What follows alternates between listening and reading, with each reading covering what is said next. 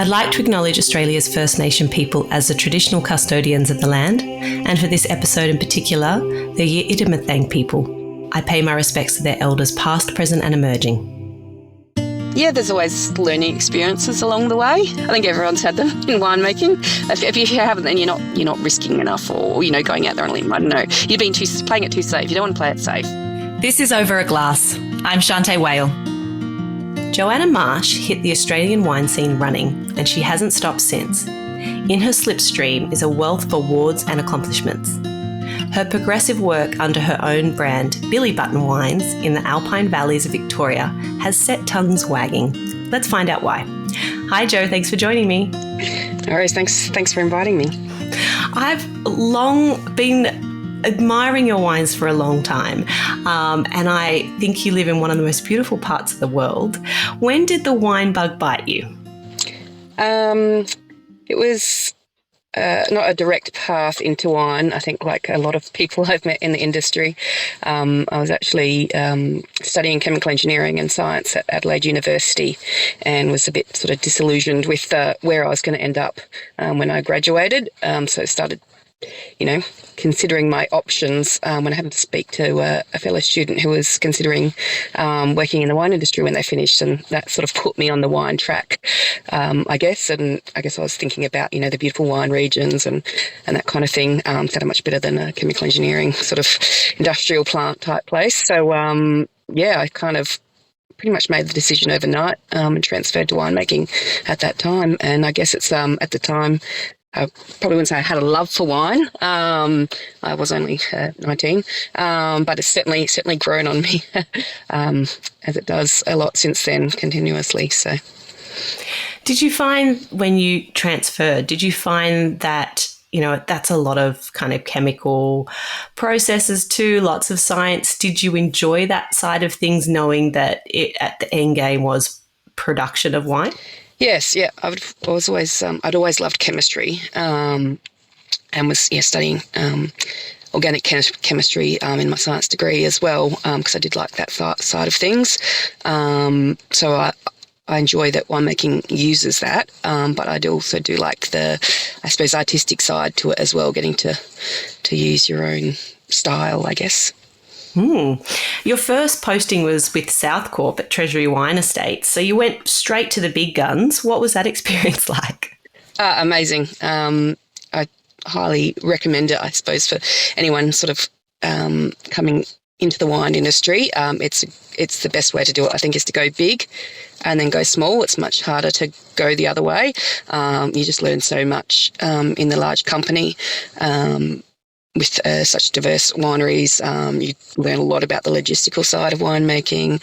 You get exposed to a lot of vineyards from a lot of regions. It's definitely a great grounding for a winemaker. And how long did you spend there? So I was on their graduate recruitment program, which lasted for 2 years, and they post you at different locations. So I started off at Penfolds in the Barossa, and then I went up to Rosemount up in the Hunter, and then finished off at Lindemans at Caradoc. And from there I took on the assistant winemaker position at Seppelt in Great Western, and basically stayed there the next 8 years, progressing through to senior winemaker. After 8 years, I suppose that was the time I decided I'd had enough large company and time to try something different. It must be amazing, like coming straight out of school or uni, and then walking into somewhere and working at a place like Lindemans. Did you learn a lot? I imagine you learn a wealth of history about the Australian wine scene and these people that have been making wine for so long. Was that an amazing experience? Yeah, I was quite intimidated early on, I think, because I didn't come from a winemaking background. I didn't have any sort of winemaking connections, and I guess I doubted my ability quite a lot early on. So it was great to be around all these amazing people, and I suppose particularly at Lindemans and at Seppelt. Like, if you look in the wine industry, there are so many highly regarded people in the industry that have been through either of those sites, so they really are great training grounds.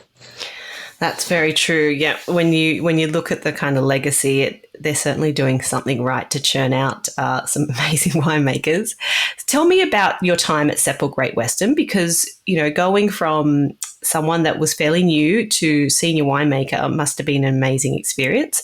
What was your kind of learnings, and what did you take away? What is there one rule that you kind of took away that was the biggest kind of formation of your philosophies about wines, or what was the big marker for you at Seppelt? Probably the one rule was that there are no rules. So yeah, I was there for 8 vintages, and yeah, we went sort of from fairly bad drought conditions to flooding and pretty wet vintages. My last vintage there was an extremely wet, challenging vintage. So for me, it was just amazing to spend that amount of time with those vineyards, the Great Western Vineyard, the Drumborg Vineyard, and a number of growers' vineyards, and just getting to see that fruit every year. And you get to learn what that fruit's going to do, I suppose. You compare it to previous vintage that it's like, or you just get a real feel for the fruit that you can't have if you don't stay somewhere for enough vintages. So for me, that's what I really enjoyed is getting to really know your vineyards and what they can do. You then went overseas and did a couple of vintages, one in the Napa Valley and one in Burgundy. Was there a big change, or was it kind of business as usual when you step into wineries in such different places? No, it's always a big change. Everyone does something different. The US particularly, because it was Beringer. So I went over there actually partially because of a winemaking computer program. But yes, going to another very large site in the big company, and they did things completely different, I suppose. So yeah, it was quite interesting. And then to the little sort of estate in Burgundy. Very hands-on, very compressed vintage, which I did enjoy. That they just couldn't get their head around the fact that you could be receiving fruit over 2 to 3 months. So yeah, it was nice to have that focus in Burgundy. Amazing. I particularly like Frederick Magnier. I probably said that wrong. I apologise, but I've really had some standout wines from that estate. So, did you drink well when you were over there?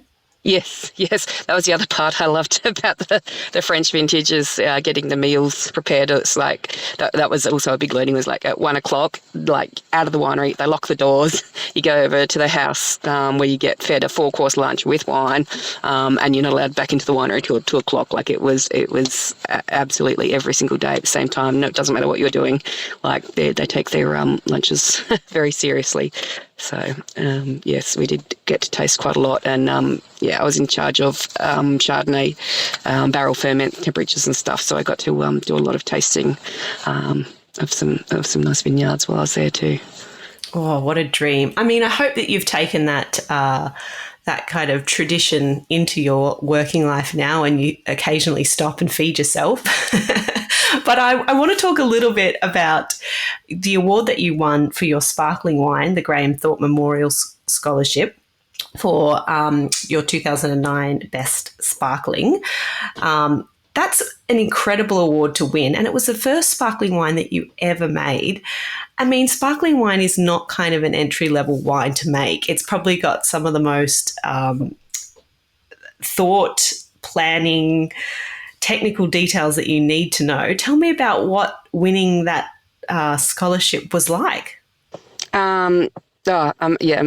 To get something good out of, I guess sparkling came to me in a bit of a difficult situation 6 months after I started at Seppelt. They made the decision to shut down all of their packaging there. At the time, there was about 150 people working on site. They had about 6 different packaging lines, and they were all to be shut down and moved to Mildura. But they decided to keep the traditional method sparkling continuing at Great Western, and I was given that job. Like I said, 6 months out of the graduate program, you're now going to become our traditional method sparkling maker. So yeah, it was a pretty rapid learning process. But yes, I absolutely loved it because that was sort of the first real thing I was given as a winemaker, my first real responsibility. And yeah, really relished that opportunity to then win the award with the first wine I'd sort of made from start to finish was pretty amazing, because I was also tasked with improving the sparklings there. They hadn't sort of been doing too well at shows for a while. So yeah, that gave me a real boost of the confidence. But yeah, as winning that award, I got a trip to Champagne. I got to visit a number of Champagne houses and spend 10 days with a Champagne consultant going around to all the smaller houses, and it was one of the best times of my life. I just remember travelling around with him and just going to all these little estates. He'd often make sure we arrived at the best ones around lunchtime so we could join in their like communal lunch with all the pickers and everyone like that, and just tasting the juices at the different places. It was a fantastic experience. Amazing. And sorry, I should clarify, you won that award in 2009 and it was for the 2005 Seppelt Salinger. Sorry, I just want to make that clear. Do you have any bottles left that you kept and put aside for yourself? I think I do. My parents live in South Australia, in Currency Creek, and when they built their house, they built an underground cellar. So all of my special wines have gone there, which is now 1,000 kilometres away from where I live. So I don't get back there too often, which means that things tend to not be rated too much. So I think I do still have a few bottles of that one left in the cellar there. Amazing. Well, that's a very smart move. I've always said that, your really special bottles should be kept off-site, somewhere where you can't make that 2 a.m. decision to open, I don't know, a little old bottle of DRC when you're never going to remember it. So I think that's quite a smart move. Yeah, exactly. Yeah, now, it works out pretty well. Every time someone comes to visit, I get them to bring a mixed selection. I've got, quite a lot of old Seppelt wines in there. That's really cool. Now, you made the decision to go out on your own and produce wines for yourself, which is always, I imagine, a pretty scary move. Billy Button Wine started in 2014 and has had great success. Tell me a little bit about starting your own brand and why name it after the gorgeous little native daisies. They're one of my favourite Australian natives, and I'm so glad that you've drawn attention to them.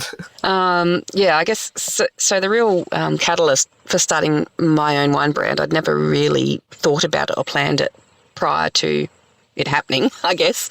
But it was I'd been working in the Alpine Valleys for a couple of years, and it's an amazing community up here, fantastic growers, lovely people, and really good fruit, but no one had really heard of it. Like we actually had been receiving some Alpine Valleys juice when I was at Seppelt, but I'd never actually visited the region. So I got to know all about the quality of fruit here, but at the time, a bit challenging in the industry, and a lot of the growers were actually struggling to sell their grapes, selling them for unsustainable pricing or picking them onto the ground. And I just thought it was such a shame that no one knew about this amazing area I'd discovered. And so it got me sort of thinking about how can we help people get to know the Alpine Valleys as a wine region. So I decided the best way was to make wine from there as best as I could and try and get it out there and get people talking about the Alpine Valley. So that was sort of why I started, and hence why it was really important to me that the name of the brand had a connection to the region. As along with wanting the brand to be friendly and accessible, and I didn't want it to be intimidating to people. I wanted it to be just a fun, easy to access sort of thing. And to me, the Billy Buttons, the name says that, the flower says that, the bright yellow colours. So it just seemed to be a perfect fit. Yes, it just radiates sunshine and warmth and happiness. And I totally agree. Your labels do that. I think from everyone that I know that's met you, they say the same thing about your personality too. But the Alpine Valleys is probably one of the most beautiful places. You're sitting right at the foothills there. of the mountains. Tell me a little bit about what viticulture is like. It does get pretty cool. You have a lot of rainfall. So tell me a little bit about kind of the challenges, but also the beauty of growing grapes in the Alpine Valleys. Yes, it's certainly challenging when you're in a sort of marginal climate like this. So when I started Billy Button, like I said, it was to help the local growers who aren't able to sell their grapes. So it was really initially working with those established growers, but we've actually just in the last sort of 12 months now moved into sort of vineyard management ourselves, taking over a couple of vineyards. So we're really learning about the challenges of grape growing, because it's been a pretty challenging year. But yeah, so obviously being up here surrounded by a huge amount of the region is national park, and obviously heavily forested. So one of our big concerns up here is bushfires and smoke taint, which we had in 2020, and it was just a complete write-off for the whole region. So yes, you've got to factor that in to your thoughts, that and just be prepared that it's probably 1 in 5, 1 in 10, 1 in 8. Yeah, probably in the long run, somewhere around that, somewhere between 1 in 5 and 10 years that you will lose to smoke taint. So you sort of have to be prepared for that you can put in all the hard work and lose it at the last minute. And then same with just the other all the other issues with growing. Frost can be an issue. We had some bad frosts this spring, some pretty late frosts that some vineyards were affected quite badly, and other ones escaped it completely. So yes, we do have some lower crops in some areas because of the frost.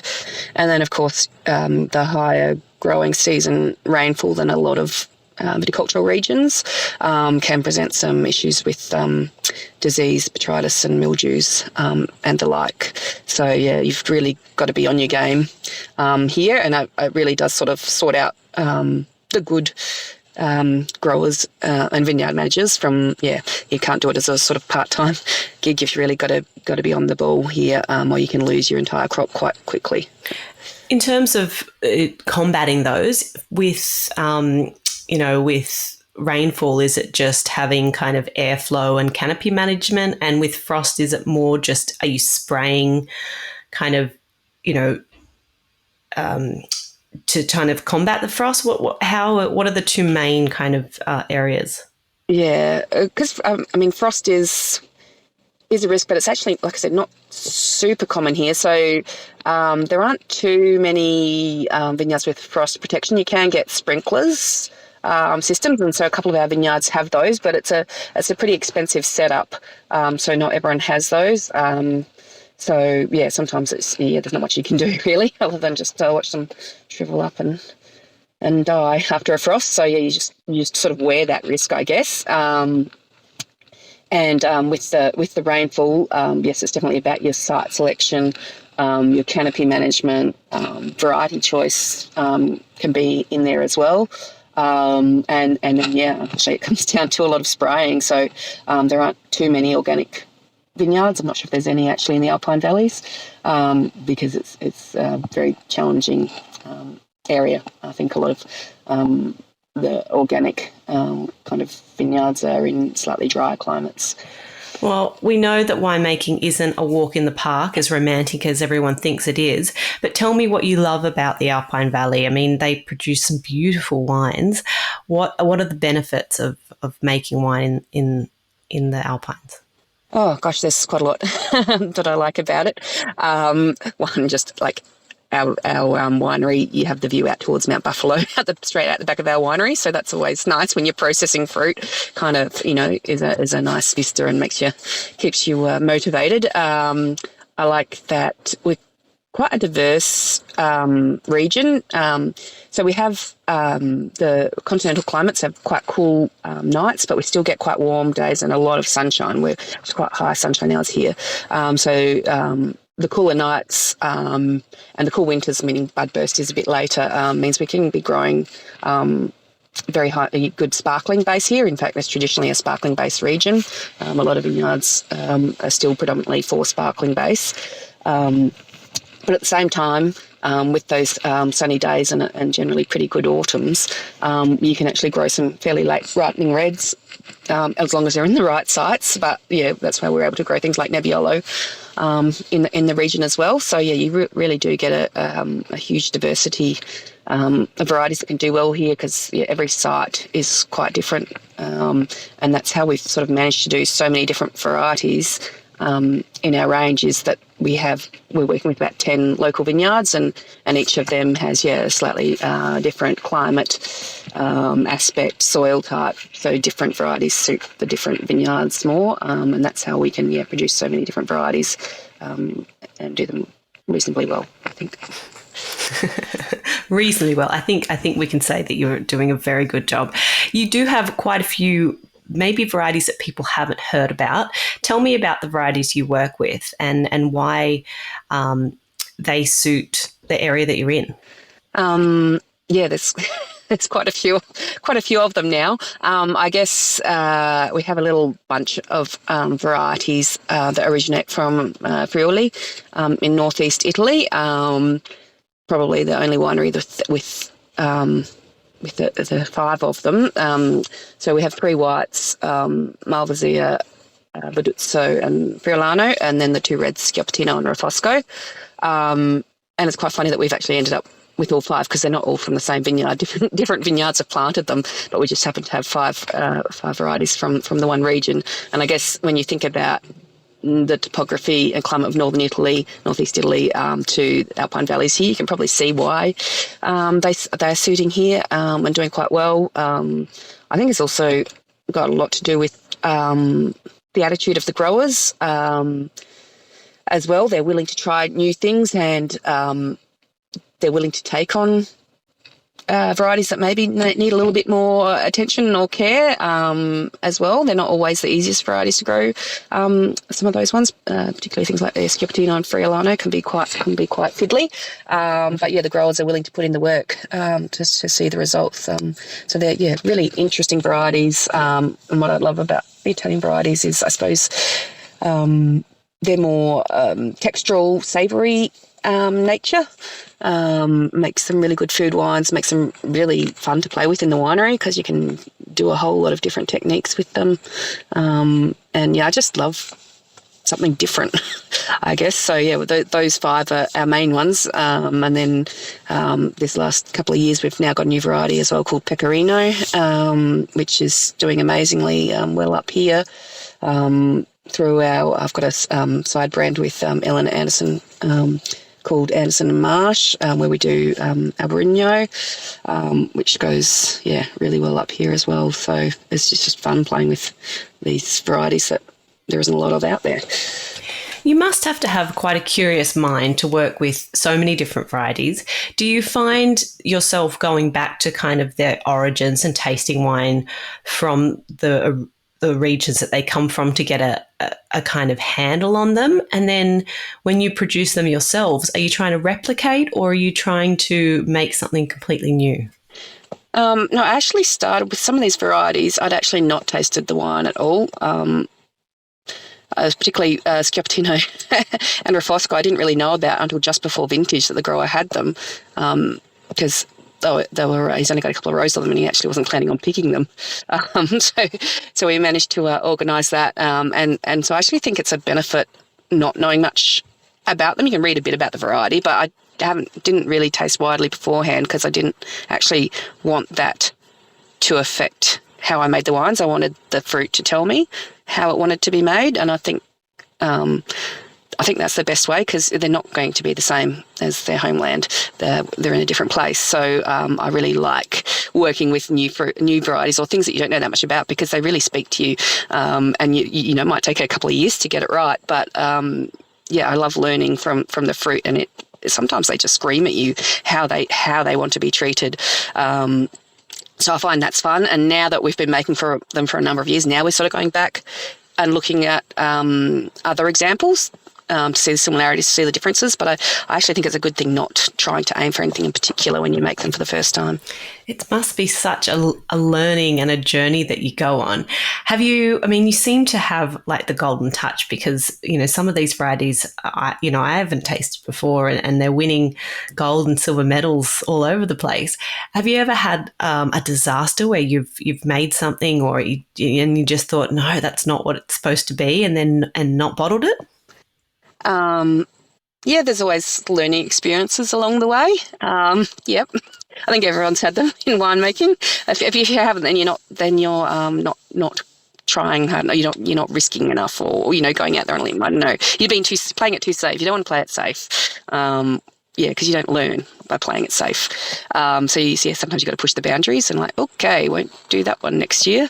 But yeah, 10 years. We've been going 10 years now, so yeah, I think we've got a fairly good understanding of where the varieties are going, and the other thing that's really helped. So my husband is now a full-time winemaker in the business as well. When I first started, he was working over in Tasmania at Winemaking Tasmania there, and then in 2020 we decided the business could afford to have him in the business. So yeah, he's joined the team since then, and he certainly brings a lot of experience and a lot of detail into the wines. He's much more detail oriented than me, so I think we work quite well together. We're just constantly improving, little tweak each year, little tweak, just getting them hopefully slightly better and better as the vine age is also getting better and better. So we like to think that every vintage is coming out better than the one before. And do you have in terms of people coming over, do you have people from overseas doing vintage with you? Who are the kind of people you attract that want to help out in with all those amazing varieties? Oh, well, we actually, because we're, I suppose we have a bit of a different structure to a lot of small wineries because we are working with so many varieties, so many parcels. We also do quite a bit of contract winemaking for a lot of the small growers in this region have their own brand, so we make wine for them and stuff as well. So it's a pretty complex vintage that goes on. So we pretty much don't have cellar hands. We just have winemakers. We've actually got 5 winemakers in the business. 2 of those are now part-time mothers. But yeah, it's sort of we don't really need to get in vintage help because we've sort of got it permanently in house, because it's sort of like every time you touch them, it's something fairly important. So yeah, we just like having winemakers doing the whole process. Well, you'd have to have winemakers that aren't too fussy about doing all the nitty-gritty stuff, wouldn't you? You'd have to have people that are saying I don't hose down that tank. Oh yeah, you got to be happy to get dirty and get in the press and hose it out and cleaning tanks, and yeah, you got to be prepared to do the less fun work. It's all part and parcel of winemaking. You're not a real winemaker if you're not. No, I didn't mean that. I never used to. Yeah, it's a very different life to when I was a corporate winemaker. Let's just say.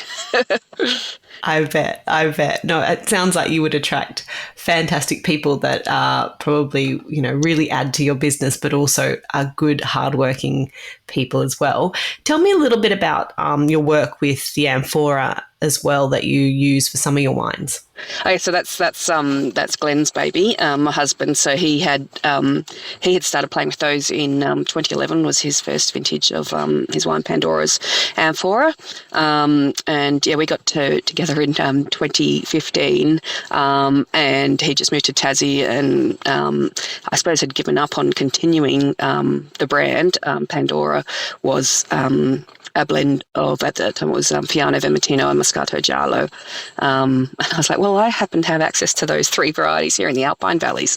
So yeah, we actually relocated the amphoras up to the Alpine Valleys, and have managed to continue that brand that he started in 2011 and added a few wines to it along the way. So the other one he had just made one vintage of, which was a red amphora called Pura. And he'd done it with McLaren Val Mataro in 2013. but he'd always had a thing for Georgia and Saperavi. That's obviously when you're one of the homes of Amphora winemaking. He'd been to visit Georgia and seen the wines there. So I had. The previous year started making Saperavi under Billy Button, so we had access to some Saperavi in the Alpine Valleys. So we then started making Pira out of Alpine Valleys Saperavi. We've been playing with those two, and we'll see this year. I think we're contemplating we've got 3 Amphora now. So there's Pandora, which is the Fermentino Fiano. And then Pira, which is Saperavi, and we've got a 3rd Amphora, which he did some Tasmanian Friulano in for a few years when he was in Tassie. So we're now looking at putting some Aglianico into that, and maybe adding a Aglianico into the Amphora range.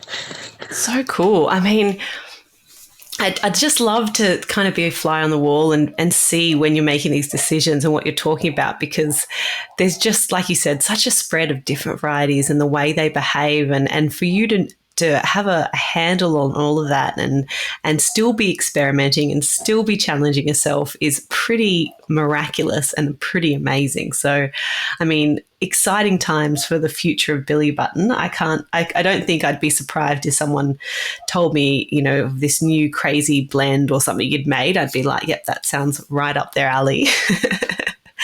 Tell me, in terms of, the Alpine, what do you think the Alpine Valley's strengths are? What do you think we're going to see more of down the line coming from the region? Well, I am a big fan and advocate for Alpine Valleys Tempranillo, as that variety gains attention and popularity in Australia. I think that this region does it extremely well. There's some very good Tempranillos coming out of here without the combination of the warm days and the cool nights. So, Tempranillo obviously loses acid very fast in warmer regions. So the cool nights really help to retain the acid and prolong the ripening period a bit, so we can get nice tannin development as well. But you sort of do need sunshine to ripen it fully as well and get the maturity onto those tannins. So I think it's a really good region for Tempranillo. And the vines are now starting to get some age on them, and I think there's going to be there already is some pretty exciting Tempranillo coming out of here. So I really see that as sort of a hero variety for the region. The other one, I mean, it's a bit boring, but Chardonnay out of here. It's a great region for Chardonnay. We're right next door to Beechworth, but we're actually predominantly a little bit cooler because we're actually not the same. We might be a similar elevation. Some of it's actually slower, but because we're in the valley, we get those beautiful cooling mountain breezes that come down the mountains at night time, and you just feel it just freshens the whole valley up. That's what one of the things I love about living here. We're lucky to put a very nice little cabin on the side of quite a steep hill, and at night time we just open the front and back doors and you just get this beautiful rush of cold air that cools the house down, and it does the same with the vineyards. So we're starting to see some pretty good Chardonnay come out of here as well. There's been a lot planted over the years, so with most of it going to sparkling base, but I think more and more is now going to table wine, and there's certainly been a lot of attention from producers in sort of better known Chardonnay regions, shall we say, coming into the Alpine Valleys and looking for Chardonnay. So I think that's also we're going to get on the map for Chardonnay at some point, I think. That's a very good sign. And just for the record, Jo, I don't think Chardonnay is ever boring, ever. I can drink Chardonnay till the cows come home. I actually think I've always said this about the region, it's a thing to be known for doing weird varieties, alternate varieties, whatever, quirky, weird things. But I feel like we're not going to be taken seriously as a wine region until we do some of the main varieties really well. Like, I mean, I love Shiraz from here. I just absolutely love Alpine Valley Shiraz. Shiraz, the Chardonnay.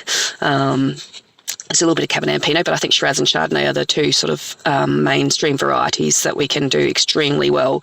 I think that's, if you say that what are the goals for Billy Button, that would actually be one of my goals at some point, is to win something big with one of those varieties, to just show people that this region can do them well. I love that. I want to give you an opportunity to shout out perhaps somebody else's wine. So if you're not drinking your own wines and you're drinking someone else from the region, is there a brand that you particularly like that you buy a little bit of their wine? There's a couple, but certainly Eleanor from Mayford. We have the brand together. She was one of the first people when I moved up here. I was working at Feathertop Wines. I think I'd been there a week or something when this person popped into the cellar going, hello, I'd like to introduce myself. She's been a great friend of mine over the years, and I enjoy her wines. It's quite interesting because we have this joint brand. We have very different styles of winemaking. Her wines are very serious, very age-worthy wines with a lot of tannin, a lot of structure, and I'm sort of using a bit more of a gentle touch to make them a bit more approachable and aromatic. So yes, it's quite interesting seeing the different versions of the same varieties. Particularly in the early days, we used to go and do a lot of trade work together, and we'd show our Chardonnay, Shiraz and Temp side by side, showing the different spectrums of what they can do in the region. So yes, I always enjoy tasting those wines, particularly if I can send them to South Australia into my museum for a few years and bring them back with a bit of age on them, because that's when they really sing. I enjoy those. Ringer Reef, a little winery in Paulpunka, is making some pretty interesting wines as well. So they've got a variety called Vespolina. I think it's the only Vespolina in Australia, and it's from Piedmont, a very rare variety, and it was this amazingly fragrant, very peppery, lighter-bodied red, which I find, I just love it. Oh, that's a cool one. I know of Eleanor's wines, but I haven't heard of those, so I'll have to look it up if there's any available. They're a bit of a they sell through their cellar door and website, and they're just a little winery. So I don't think they get too far out of the Alpine Valleys. So it's sort of a bit of a hidden secret. You have to know about them. Exactly, and that's exactly why I asked you. I thought that the winemakers always have a very good squirreled stash of great stuff that you don't get to see unless you're normally invited to their home. So I'm glad to hear that we've got some secrets out of you. Who are drinking your wines? What is your kind of? Do you have a target market, or who do you find really responds to your wines? It's interesting because we do work with, we've got some marketing consultants. Who was actually my old marketing manager back in the days of Seppelt when I decided to start my own brand. I tapped her on the shoulder, Trish from Mastermind Consulting, and she's sort of been helping me through the whole journey. And that's normally the thing is who are your target consumers, and particularly at Seppelt we have a very, very specific target consumer. Whereas we seem to have quite a broad range. Like, we really are spread out amongst age groups, amongst genders. We don't really have a specific target market, I guess. We have, a lot of people that are sort of low involved wine people that don't know that much, but just like having an occasional drink, to some very, very involved, wine people that are really very serious about what they drink as well. So, we have a pretty broad spectrum of people that enjoy our wines. That doesn't surprise me, because I feel like this is the first time we've chatted, and what I've got from this conversation is that at the heart of Billy Button Wines is quality, a very serious approach to making great wine, but it's kind of wrapped up in this accessible, fun, playful, creative yellow ball, if I may say. And I think that that's fantastic, because that is really how we want wine to go forward, for the next generations. Is it's supposed to be fun and it's supposed to be delicious. If you can get, you can get technical and you can talk about lots of chemicals and things, and surely you can, but it's wonderful. I think that what you're giving out is really just the joy of what the wine industry is. So that's really refreshing. Thank you. That's good. That's the aim. Jo, if you could only drink 3 wines for the rest of your life, what would they be and why? So yes, obviously wine. very, very important part of our lives. But being a winemaker, you cannot get through vintage without beer. So a good beer is good. And we're very lucky we're not too far away from Bridge Road Brewers in Beechworth, and their little Bling is my go-to wine for vintage. Absolutely love it. We keep that stocked in the fridge. And then, gin and tonic. I'm a gin and tonic girl. So, yeah. And we also have some amazing local gin. Reed & Co. do a lovely native botanical gin here in Bright. So, yeah, that'd be my picks. 3 excellent drinks, classic for a reason, but they are all totally delicious. Jo, I have loved having a chat with you. I think, what an amazing winery you run, and some amazing wines that have just reshaped how I think about some varieties, and in fact, showed me varieties I've never even seen before. So thank you so much for your time today. I know how busy you are. We really appreciate it. Keep doing what you're doing, and hopefully I'll get to have a drink with you in person one day. Thank you so much. And I look forward to it. If you're ever up this way in the beautiful Alpine Valleys, please give me a bell. This is Over a Glass. I'm Shanteh Wale. Stay tuned for more stories from the world of wine and drinks. Listen in every Thursday on your podcast app. Follow us on Instagram at overaglasspod and contact us at overaglass@deepintheweeds.com.au.